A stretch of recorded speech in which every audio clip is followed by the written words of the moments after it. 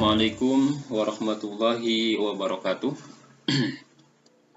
Sayur kentang pakai daun salam. Selamat datang di pembelajaran pendidikan agama Islam. Apa kabar semuanya? Alhamdulillah kita bisa dipertemukan kembali setelah kita perkenalan kemarin melalui video yang Bapak share di Google Classroom, melalui animasi atau kartun kemarin perkenalannya. Dan sekarang kita bisa dipertemukan secara virtual atau secara online melalui video yang Bapak buat ini, mudah-mudahan bermanfaat. Pada kesempatan pembelajaran pendidikan agama Islam ini, yaitu pada materi bab 1 iman kepada Allah Subhanahu wa taala dan Asmaul Husna, kalian dituntut untuk mengetahui pertama apa sih pengertian iman kepada Allah Subhanahu wa taala. Kemudian yang kedua, apa sih pengertian Asmaul Husna, dan Asmaul Husna yang mana saja yang harus diketahui di pembelajaran bab 1 ini. Baik, kita lanjutkan. Klik here.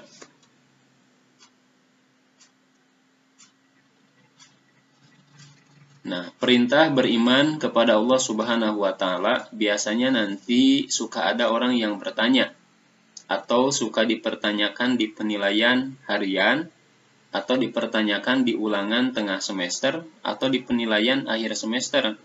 Surah apa dan ayat berapa yang menjelaskan tentang iman kepada Allah Subhanahu wa taala? Maka jangan ragu, jawabannya adalah surah An-Nisa, yaitu surah keempat kalau di dalam Al-Quran, ayatnya ayat 136. Kita baca ya, nanti kalian ikutin, kemudian untuk panjang pendeknya, tajwidnya, bisa di-skip oleh kalian videonya, supaya tajwidnya benar, panjang pendeknya benar. Ya, baik, kita mulai. Boleh dibuka Al-Quran atau aplikasi Al-Quran yang ada di HP-nya. Yang Al-Quran berarti berwudu dulu. Dan yang sedang halangan bagi perempuan tidak apa-apa, tidak harus membaca ya. Gak usah membaca. Kita mulai. A'udzu billahi minasy syaithanir rajim.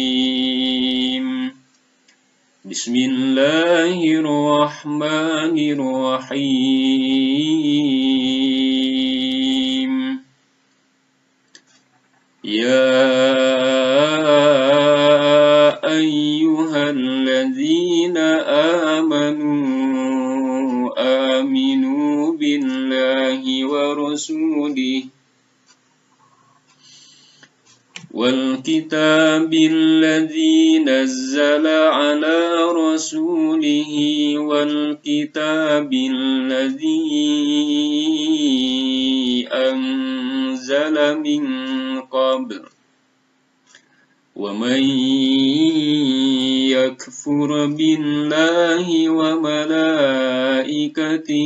وكتبه ورسله واليوم الآخر فقد ضل ضلالا بعيدا.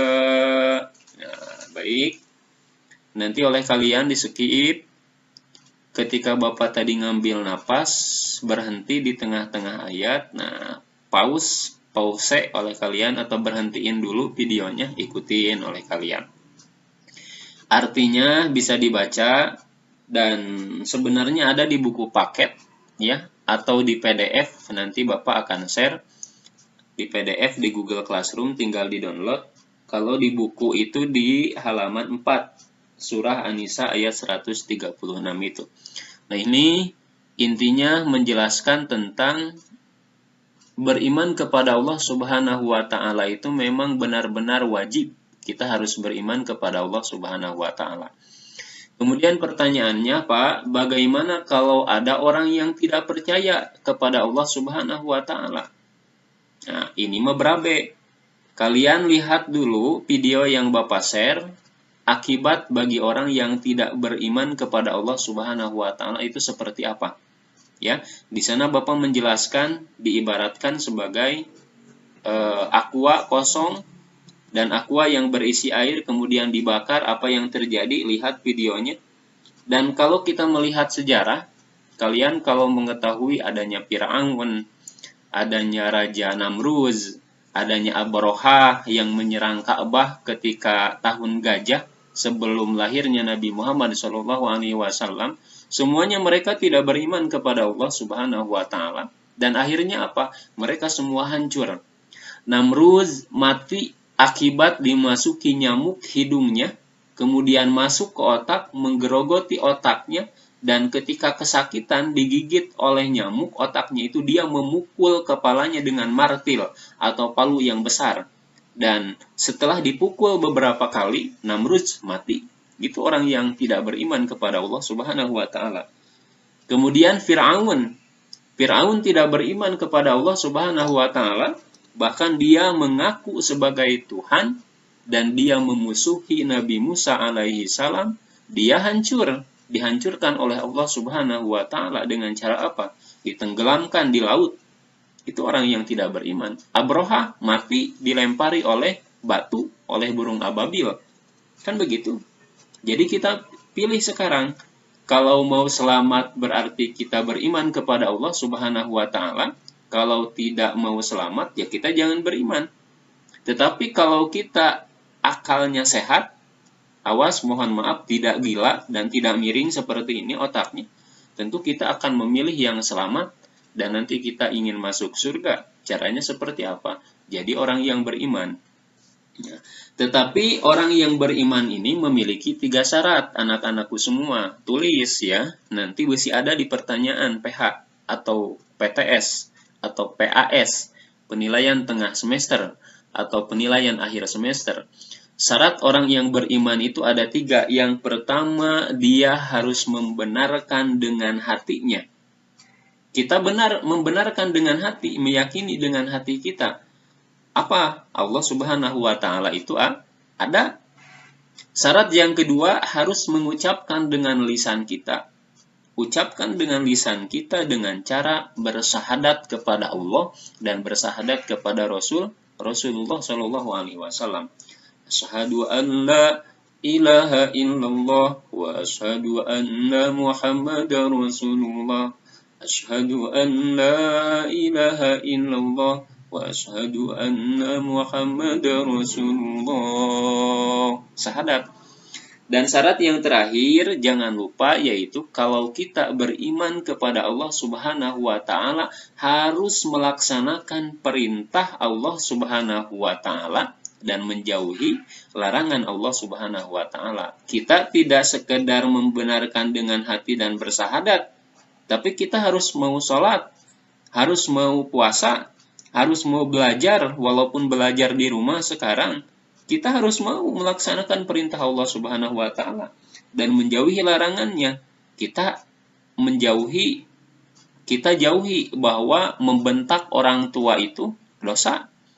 Menyakiti hati ibu atau bapak itu dosa. Bertengkar dengan adik gara-gara memperebutkan permen, dosa, awas itu. Kita harus menjadi orang yang beriman. Kita jangan menjadi Islam di KTP saja atau Islam KTP. Memang di KTP-nya dia beragama Islam. Kalian tentu belum punya KTP kalau sekarang ya. Karena 17 tahun ke atas itu kalau tidak salah baru bisa punya KTP. Nah, sekarang syaratnya ada 3. Jangan mau jadi Islam KTP, harus jadi Islam yang sungguh-sungguh supaya selamat dan bisa masuk surga.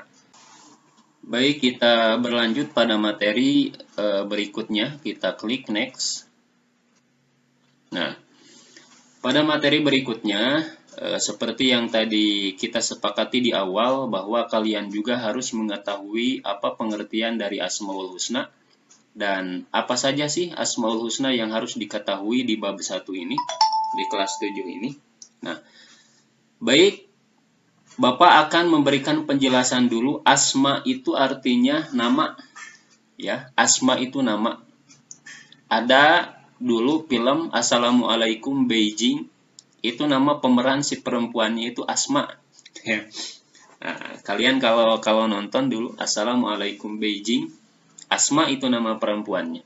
Asma itu bukan penyakit, awas, penyakit bengek. Cenah nama penyakit bengek, Pak, bukan. Asma itu nama. Asma itu berasal dari bahasa Arab. Asmaul husna, husna itu artinya bagus. Husna itu artinya baik.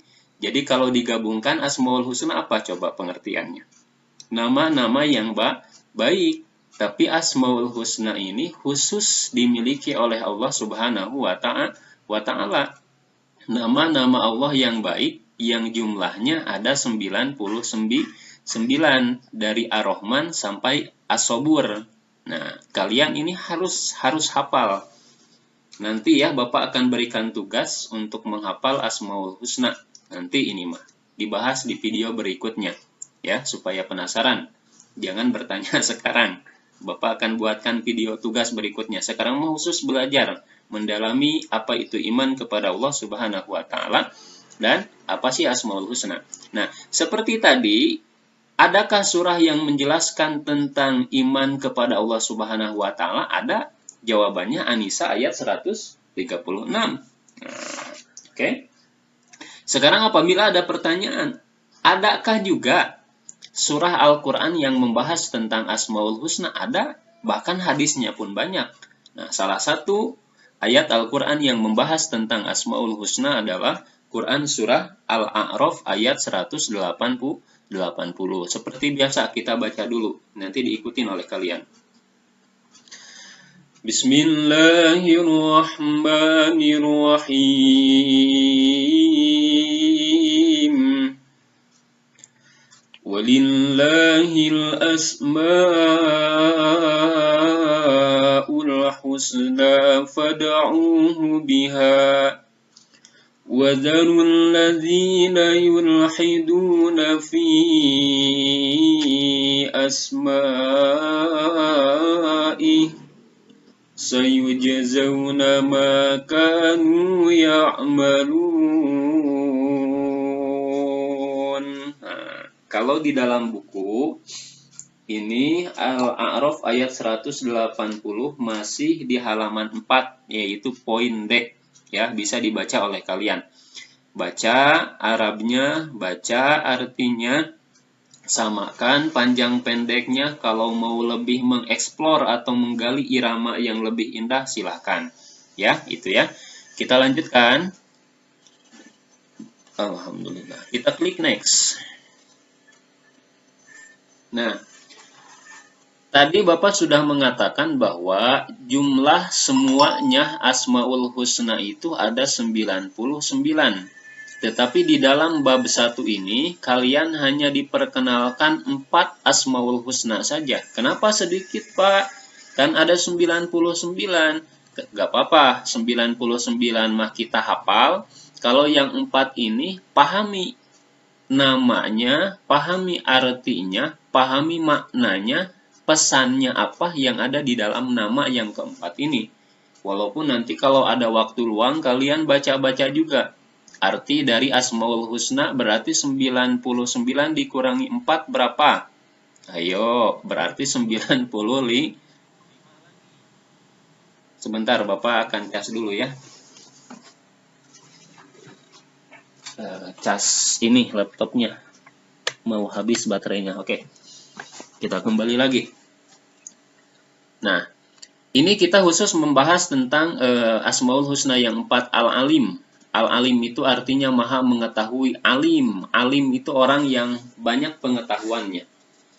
Alim. Kalau Al-Alim itu sifat Allah Subhanahu wa Ta'ala atau nama Allah Subhanahu wa Ta'ala. Mohon maaf, nama Allah Subhanahu wa Ta'ala. Tapi ada bahasa Arab itu alim, orang yang pengetahuannya banyak. Nah, Al-Alim maha mengetahui, intinya kalau kita sudah tahu bahwa Tuhan kita Allah Subhanahu wa Ta'ala maha mengetahui, maka kita jangan coba-coba melakukan perbuatan yang jelek. Jangan coba-coba melakukan kejahatan. Jangan coba-coba kita menyakiti hati orang tua, membuli teman, karena Allah mengetahui. Dan segala perbuatan yang kita lakukan di dunia ini akan dipertanggungjawabkan. Kan di dalam surah Az-Zalzalah itu, walaupun sebesar biji zarah atau sekecil biji zarah pun, itu akan dipertanggungjawabkan di yaumil hisab nanti. Makanya kita jangan coba-coba, karena ada dua asisten Allah Subhanahu wa Ta'ala. Ada dua malaikat yang menemani kita. Ada malaikat raqib di sebelah kanan kita, ada malaikat atid di sebelah kiri kita. Perbuatan apapun, baik yang itu bagus ataupun yang buruk, semuanya dicatat oleh malaikat raqib dan atid, dilaporkan kepada Allah Subhanahu wa Ta'ala. Loh, kok harus dilaporkan? Kan Allah Maha mengetahui. Nah, itu prosedural saja. Nah, itu adalah seni Allah saja. Itu adalah aturan Allah saja. Sebenarnya kalaupun tidak ada raqib dan atid, Allah al-alim, Maha mengetahui. Langsung diketahui oleh Allah Subhanahu wa Ta'ala. Tapi ini aturan saja, kehidupan, skenario yang sudah diatur oleh Allah Subhanahu wa Ta'ala. Al-alim, Maha mengetahui. Ada di buku nih Al-alim, halaman 5. Ya, baca lagi oleh kalian Arabnya, artinya, penjelasannya. Dan yang selanjutnya yaitu Al-Khabir. Arti Al-Khabir itu maha teliti. Allah maha teliti, harus dicontoh oleh kita. Kita pun harus teliti. Jangan tergesa-gesa. Karena tergesa-gesa itu adalah perbuatan setan. Biasa saja, wales, slow. Ya, karena orang itu suka yang slow-slow, tidak gurung-gusuh. Karena gurung-gusuh itu akibatnya negatif loh. Akibatnya buruk loh. Mengisi soal dari Bapak misalkan tergesa-gesa. Karena melihat teman sudah beres duluan, kita ikut tergesa-gesa, maka hasilnya akan jelek loh. Karena tergesa-gesa itu kan kita tidak khusyuk, kita tidak nyaman dalam mengisi. Itu salah satu contoh saja. Harus teliti supaya bagus hasilnya, bagus apa yang kita lakukan. Harus teliti. Selanjutnya, As-Sami, Allah Maha mendengar. Walaupun kita misalkan masih ada di dalam hati, aduh cenah, saya bakal jahil ke si anu. Allah Maha mendengar. Akan dipertanggungjawabkan. Aduh, saya nanti akan sedekah. Itu adalah niat perbuatan baik. Allah Maha mendengar, langsung dicatat dan menjadi amal baik. Jadi awas. Selalu membiasakan hati kita, selalu membiasakan lisan kita, selalu membiasakan anggota tubuh kita semuanya untuk melakukan hal-hal yang positif, hal-hal yang baik, hal-hal yang bermanfaat.